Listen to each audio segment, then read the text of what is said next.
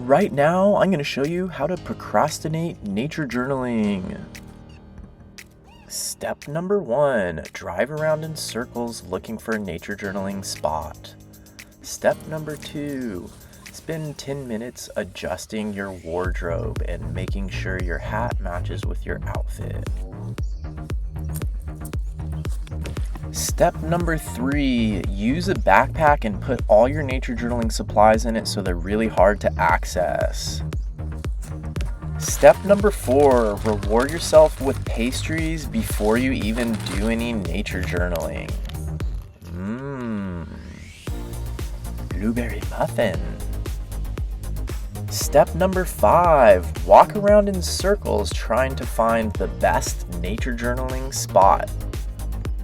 Step number 6, keep hiking instead of nature journaling and rationalize it by telling yourself that you're looking for a cooler subject or something more interesting to draw.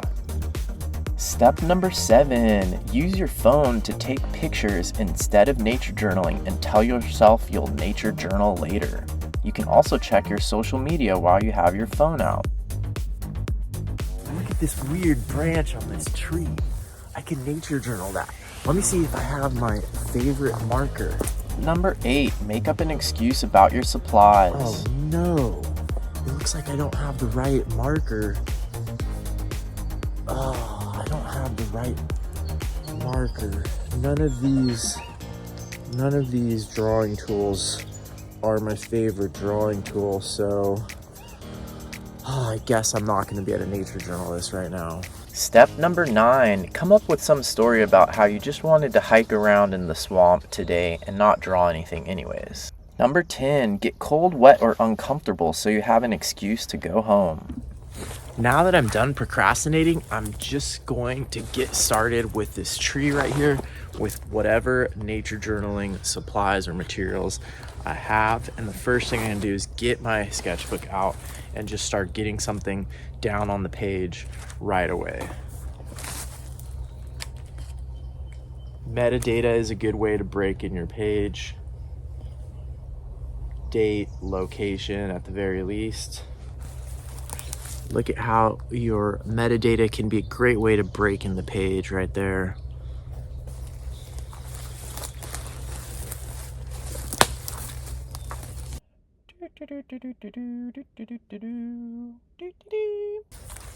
Starting by drawing a leaf is always a good strategy just to get started. Almost anywhere in the world that you are, you can just find a leaf and start drawing that. I think that's a tip that Dion Dior from Australia gave me in an interview a while back. So that is a great tip, because one way to easily procrastinate nature journaling is to keep finding subjects and rationalizing why those subjects aren't going to work in your nature journal. So for example, do you hear that? There's some really cool bird songs happening here. And that is a perfect subject for nature journaling.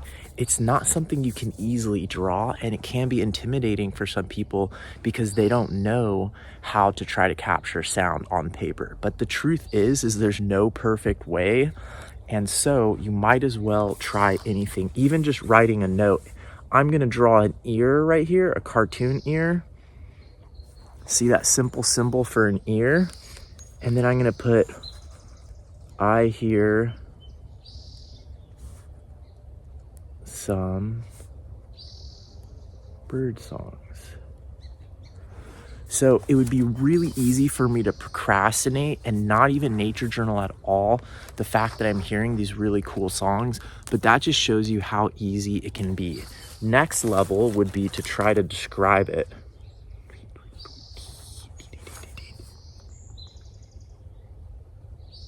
So I'm trying to capture the tonal changes here.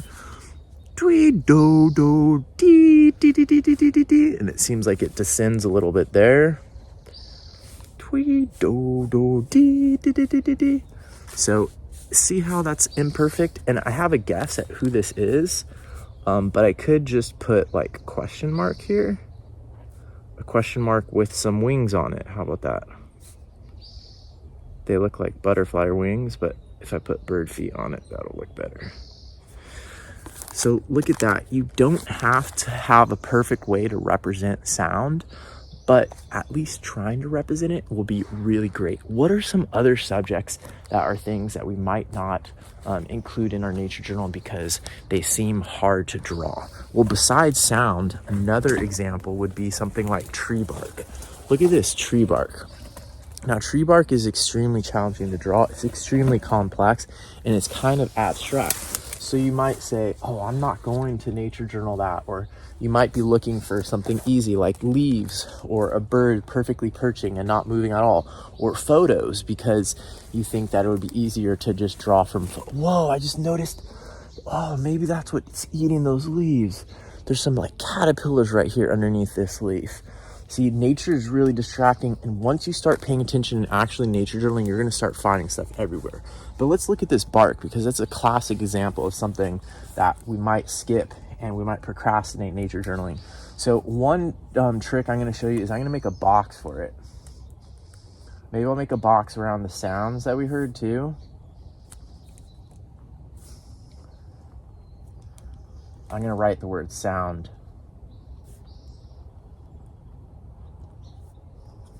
And then I'm gonna make another box. How about I make it down here?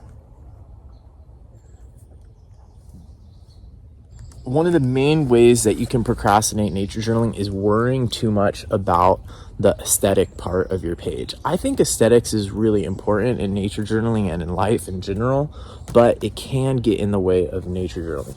So I'm going to make this box around it, and then that feels a little bit more contained, and then I'm not as worried about the aesthetics. So let's just start looking at this bark here and trying to draw some of the stuff that we notice about it. And it might come out being really abstract or really weird, or you can't tell that it's bark. And that's one of the things that makes us afraid of drawing things sometimes, is if we think that our drawing doesn't look like what we're looking at, or people won't know that it's bark, then we're afraid to draw it, we're afraid to post it on social media, and then everybody thinks that nature journaling is just drawing flowers and birds from photos. But drawing is a learning tool more than or as much as it is a decorative tool. So just practicing drawing something like this, it will help you learn about it. So those are a couple just sketches that I did, trying to understand the bark pattern that I see here. Now I'm going to add some words because I am feeling slightly self-conscious that it doesn't look like the bark patterns at all. But by writing bark patterns there, that I know what it is. Now I'm just going to use this area here for words. I'm going to start with, why is bark hard to draw? Because remember, questions are a big part of nature journaling. Oh, what would it look like from the side?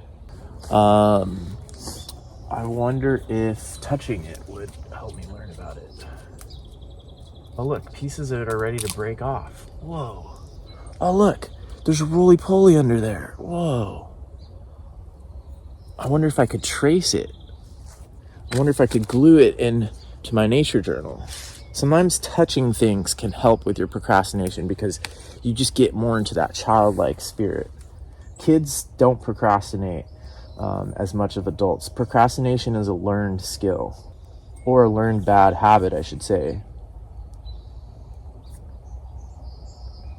So this is a really boring one-dimensional drawing of it. I am starting to add some questions, but maybe I could draw like a piece breaking off. And what you do is, if you just start drawing something, even if it's something that's not going to make a good drawing like bark, at least you're sort of showing your brain, hey, look, this is just what we do. We go out and we draw things, and then you don't have to worry about procrastination. Look, we've almost filled an entire page in like 10 minutes. And what you do is you just start training your brain. I wonder if I could stick it. Oh, look at that. It goes back on in the same spot. So you just start training your brain that this is what we do. We go out and we nature journal. We don't eat muffins.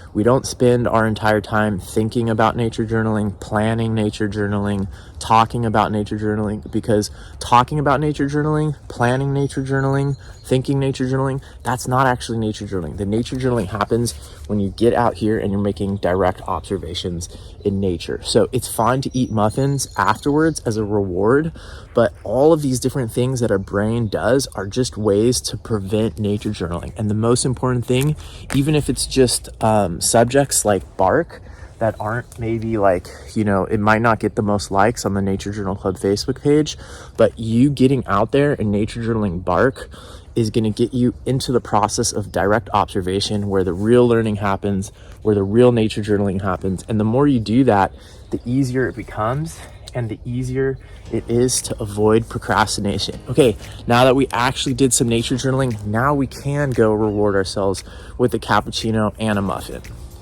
All right, see you next week. Bye.